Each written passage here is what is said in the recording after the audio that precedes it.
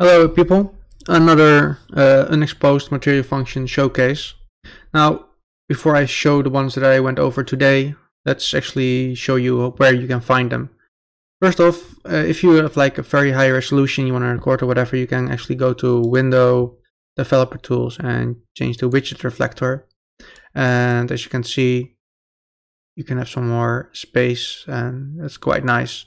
So for recording on 4K, I tend to use 1.1 or so. Okay, to the content browser.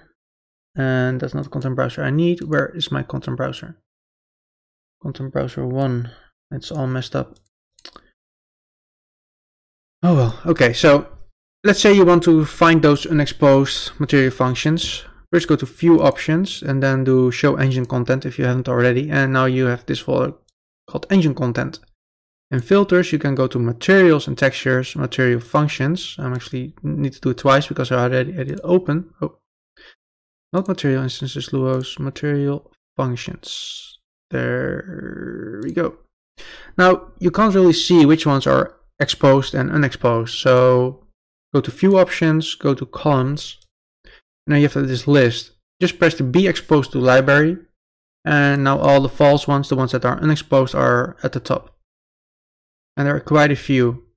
There are a few that I really don't understand and some of them aren't working.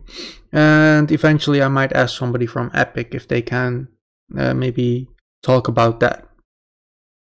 So for now, let's just go for the ones that I actually want to showcase. There are a few that I still don't understand, but I do want to point them out because they might be valuable for some people that have never thought that they are available, or just spark some inspiration like, hey, I can use that for something.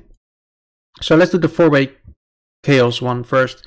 It's being shown at Epic streams quite a few times, and it basically just has some cool motion effect. I tend to use it for quite a bit of easy fast water for game jams and that kind of stuff. So let me rotate the light a little bit. There we go. And as you can see with this texture, it just gives some nice watery motion. Now there's also a normal map version, and I'm about to flatten normal map first and disable the base color. You can see that it does this when the lighting hits. As you can see, so this is a nice normal motion effect it has. And the flatten normal is quite cool because it actually can enhance and flatten a normal map. At the moment it's -2, but if I set it to 1, the normal map is totally flat. At 0, it's the normal map as it's normally. And if you go into the minus, you can enhance the normal map, which is also handy for other things if your normal map comes out a little bit too strong or too flat. Okay, let's plug this back into the base color, and then this is the result you get. Now if you multiply that with some nice bluish color, you have some nice simple water going on, of course. So that was the first one I want to talk about. Let's go over one of the other ones, the rimlight. The CloudRimlight, and this one I can't really go over too much because it's a little bit out of my mental league, so to speak. But it does do some cool things, so I'm gonna plug this into the emissive color and get a sphere going. Wait a few seconds, and depending on the normalized light vector, there's some rimlight going on there. At the moment on the x-axis, but if I want to show it like on the top, I can just set the b, which equals to z. And the closer you get to that z angle, the more color you see, of course, which is quite cool. You can do some quite interesting things with that. I think if you combine this with like a sun and get the same angle from the sun in your sky map as this, you can actually get some nice additional cool effect. So there's that. Next one. Oh yeah, it's the same actually as the other one, but I actually had a noise map to it, and that gives some quite interesting results as well. I mean, let's plug it into base color, see if that works. If you go to the right angle, you can see some clouds. I'm gonna plug it into the emissive color so you can see it better. And in this case, the more you move away from the Z, the better you see those clouds. I need to find the right angle. There you go. So you can probably do some quite interesting things with that. So if you play around with it, oh my god, my English.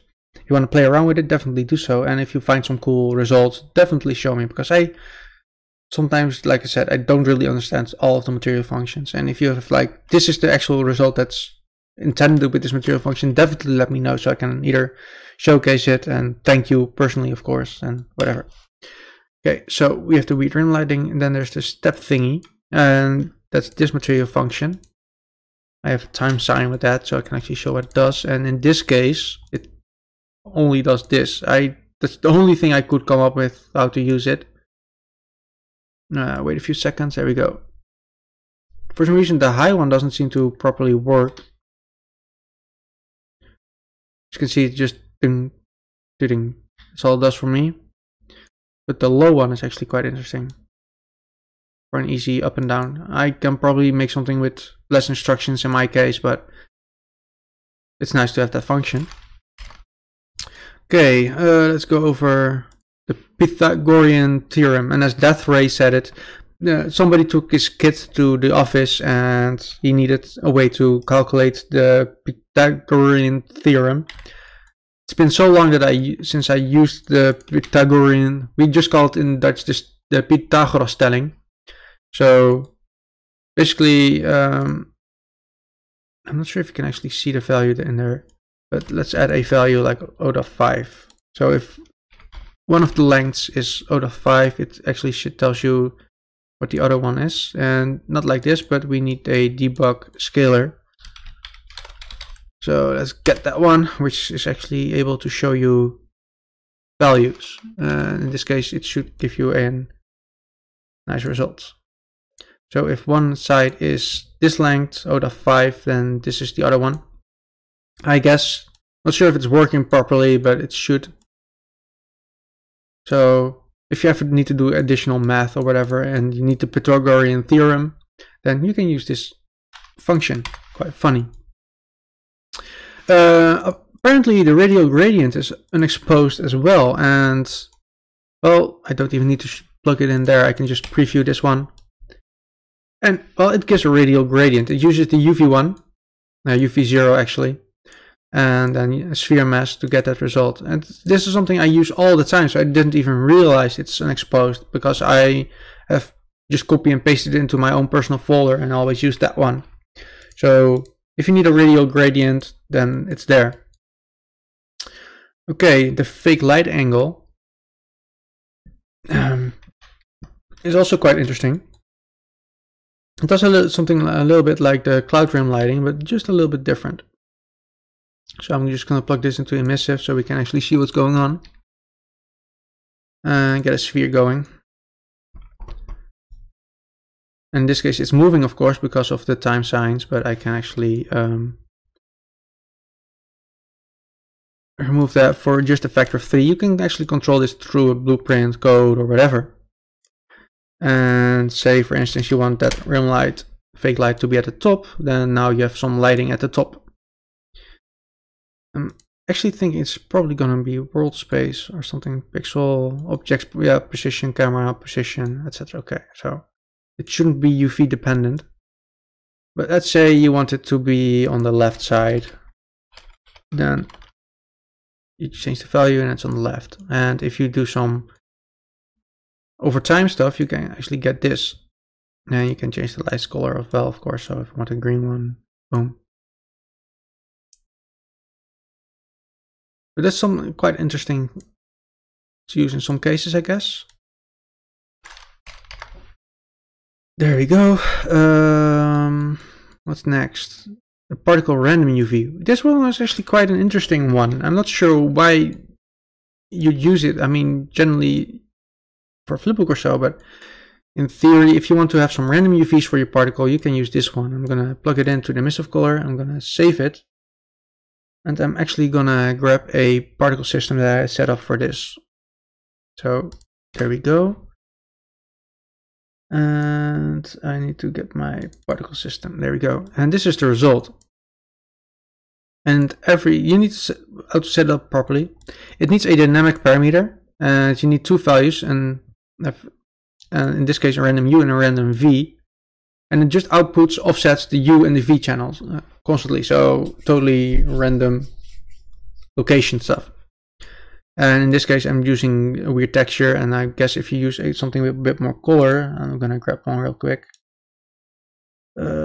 Tiles, let's grab one with a bit more color differentiation. Let's pick a rainbow actually, that might be quite clear then. So now we have a rainbow. I'm gonna save it, and there we go. And now you have this. And if you just want something very pixelated, simple, then this is actually quite a cool thing. It's a bit, I wouldn't say super expensive. I mean, if I just go to unlit, then just a few instructions, so that's totally fine. Though you are kind of wasting two inputs for the dynamic. I think you can get the same thing with a one specific color and a U shift, but that's for something different. It's, if somebody else has like, this is the perfect thing to use for X, then definitely show me, because I'm quite interested in that. So, okay, there's that. Where are we? The flipbook uniform, non-uniform. This is something that I wasn't able to get working because I don't have the right things in this project, but like it says on the screen, this is a special version of the flipbook function, only useful for render to texture blueprint. It allows you to sample non-uniform flipbooks from within uniform textures. In other words, like a letterboxed flipbook, which is how all render target previews are set up. So I guess you can bake out a flipbook with this, even though that some of the frames are different sized, I guess. I'm not entirely sure. But yeah, very interesting. That's why I kind of wanted to point it out anyway. If somebody can make a working version of this, at least set it up so that it's working, definitely show me. I would really appreciate it. And this one is a bit of a kind of an oddball as well. I couldn't get it set up properly because brain, you know. But basically it will rotate a normal texture towards its slope as the grayscale input increases. This is useful for thresholding a normal map and generating a lip around the newly masked areas. So what I'm guessing is the moment something, this is just a guess, if the normal map is applied to something that moves like this, like a curve, then it will tweak the normal so it's properly aligned, I guess. That's the only thing I could come up with. Again, if you have a cool setup that could use this and you have it working, definitely show it to me. I'll make a video about it, and thank you, of course. Okay, the smooth normals. This one is also a bit of a weird thing. I could get it somewhat working. A lot of the ones that I did today are like totally brain teased just because I had no proper idea how they were used. So apologies for that. I wish I was a little bit more mathy and smart like that, but you have to do it with me, I guess. I'm gonna plug this into the base color and this one into the normal, and plug it onto a sphere for now. And basically it softs out the reflections. So I need to set up a nice, let's set up a metallic for this. You can see it a bit better. And make that screen a little bit bigger as well. And let's remove the multiply. Let's see if that works. No, I definitely need to combine, or I have no idea how to combine it. But as you can see now, on the value of 1, it's actually quite strong. But if I do a 0, it's just a totally different result. And if I do that without actually using the normal, you get something like this. So at 0, it's quite the normal map as it should be. And at 1, it's totally flatted out. So it flats out the normal maps. So I'm not entirely sure how it works and what it's useful for, but I guess you can clean up the reflections a little bit with that. So maybe play with that. Can probably do some more attempt to test it and whatever, but I don't want this video to be quite long. It's already at 50 minutes just at this moment. So let's move on to the next thing. This one was quite cool, the tiling anti-aliasing grade. I had no idea what to properly use it for, but this was the result that I got. And I plug it on this cube, and with the time sign, which moves from 0 to 1, this is the result. And you can maybe make some quite cool effects with that, or even some simple setups that are just for nice tiling mesh or whatever. A test room, a hollow room, whatever. Now obviously if I remove the time sign and just get a scalar value, then you get something like this. 0.3 is this value, 0.5 there, 0.9 is like tiny black squares, and the other way around is like this. So somewhat interesting. Two more, and this one I actually really like. I love to use the posterization in Photoshop for some cool results, and this basically does that. I tried it with a normal map as well, so I'm going to show you the emissive, at least the base version first. And this is the normal texture if I preview it. It's just a nice detailed texture, of course, but the moment I posterize it, it gets all posterized just like in Photoshop. And there are a few artifacts, as you can see here when I zoom up. It's a bit messy, but then again, the posterize function in Photoshop isn't always perfect either. And the lower you go with these values, the more posterized it gets, until a certain threshold, like 10 is already this, and if you go over 10, then in this case it didn't work. The last time I tested it went all haywire, but anyways. So you can get some nice posterization effect. And I think you can go down to all the way to 0.1. Okay, a bit too much then, but as you can see, you can, if you have a game jam and you want to have a certain style, for instance, and you're like, I don't want to do all this in Photoshop for all the textures that I have, then there's a posterized material function, which is quite cool. If I ever do a game jam again, this is probably something that I pick for some cool effect. I mean, apply this to some plants and you have a nice stylized plant, for instance, that kind of stuff. Now I did the same for a normal map, and this is the result. It's not perfect, but it at least allows you to have some shadow on it as well, some light effect. Shows a little bit better on the sphere. So it's interesting, and that's why I wanted to point it out. And the last but not least is the Henyey-Greenstein-Phase, and it has something to do with anisotropic filtering or whatever. And I'm not the perfect person to actually show this. I'm going to show it in emissive color first. And depending on the light angle that you have, it changes this. And maybe a better result will be in the base color. And the closer you get to the right value, I wish I could disable the light, though I can probably show it in unlit. And increase this value a bit, let's say 0.75.